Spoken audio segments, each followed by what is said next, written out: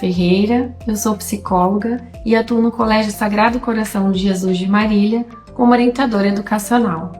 Estamos celebrando o Mês das Mães e a Sagrado Rede de Educação está promovendo o projeto Sagrada Mãe, com conteúdos para as mães e futuras mamães.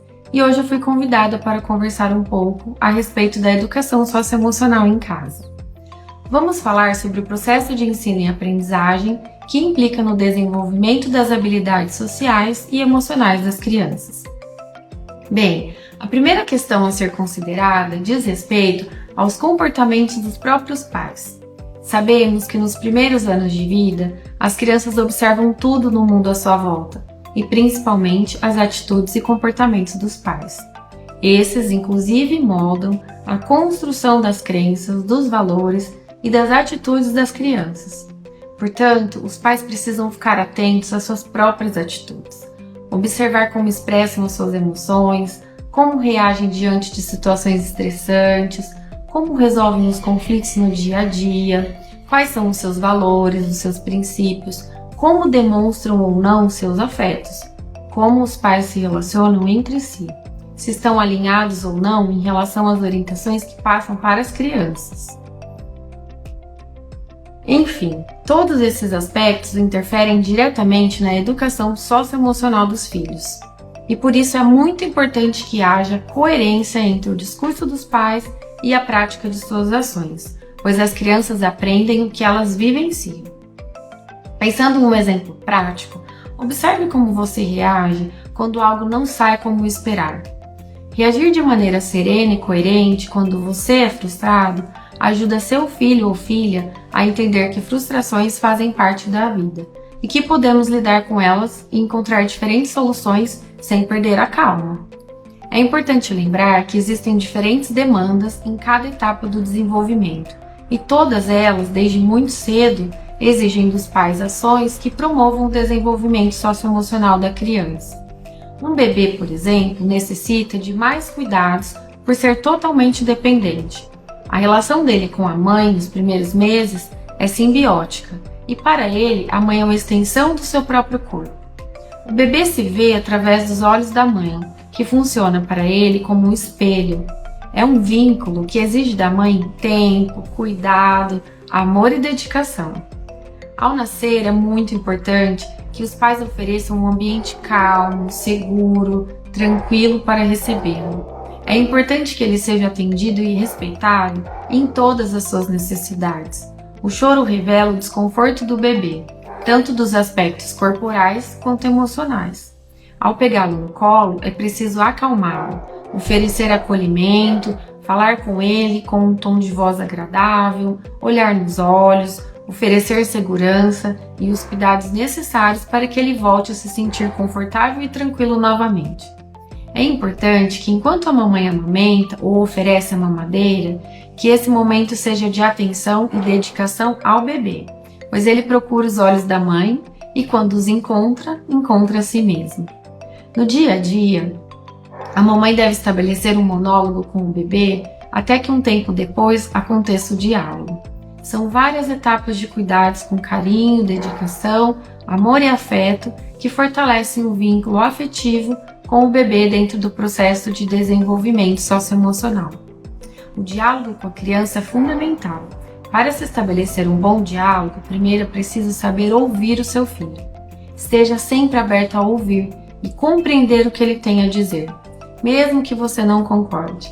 É importante que você tenha interesse e empatia por ele, pois depois de ouvi-lo com calma e atenção, você poderá respeitosamente colocar seus pontos de vista. É importante que seu filho perceba que você está atenta, que se interessa e se importa verdadeiramente com ele, e que algumas atitudes, alguns nãos, são necessários para o bem dele, mesmo que ele não concorde naquele momento. Estabeleça limites, pois os pais são os adultos e os filhos não têm condições de decidir o que é ou não melhor para eles. Essa responsabilidade é do adulto. As crianças preferem viver no princípio do prazer, se refugiam nas fantasias e são os adultos que precisam trazer as crianças para a realidade, estabelecendo limites, regras, combinados e responsabilidades. Fale sempre a verdade para o seu filho. respeitando os limites de entendimento dele, é claro. Pois quando ele percebe que algo diferente está acontecendo, que o clima da casa, por exemplo, mudou, e se ele resolve perguntar para os pais, né, se está tudo bem, se está acontecendo alguma coisa, e eles dizem que está tudo ok, somente para esconder a situação, essa experiência causa muita insegurança na criança. Pois ela não consegue decidir se deve confiar na sua própria intuição ou no que os pais estão dizendo.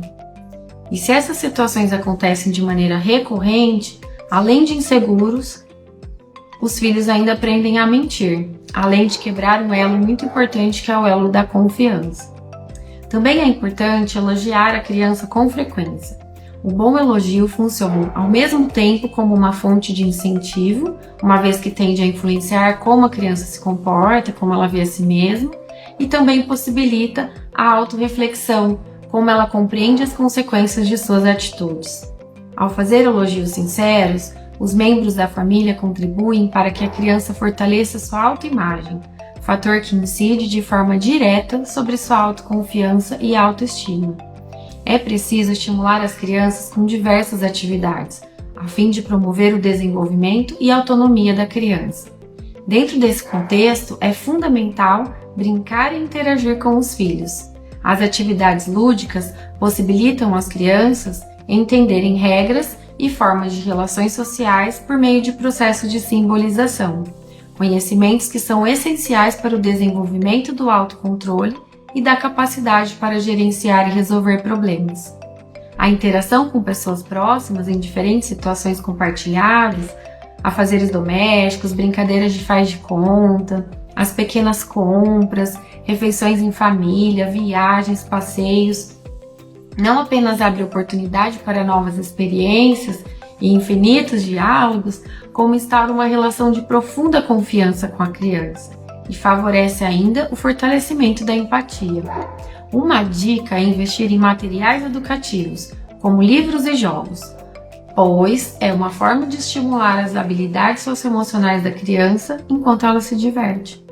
Os contos e fábulas, por exemplo, permitem que as crianças façam analogias entre as histórias que são contadas e as situações que são vivenciadas no seu cotidiano, de modo a espelharem-se nas ações positivas dos personagens, além de possibilitar para a criança a vivência de diversas emoções e sentimentos de maneira segura, pois essas experiências promovem recursos emocionais sem que elas tenham que passar por essas vivências de maneira concreta.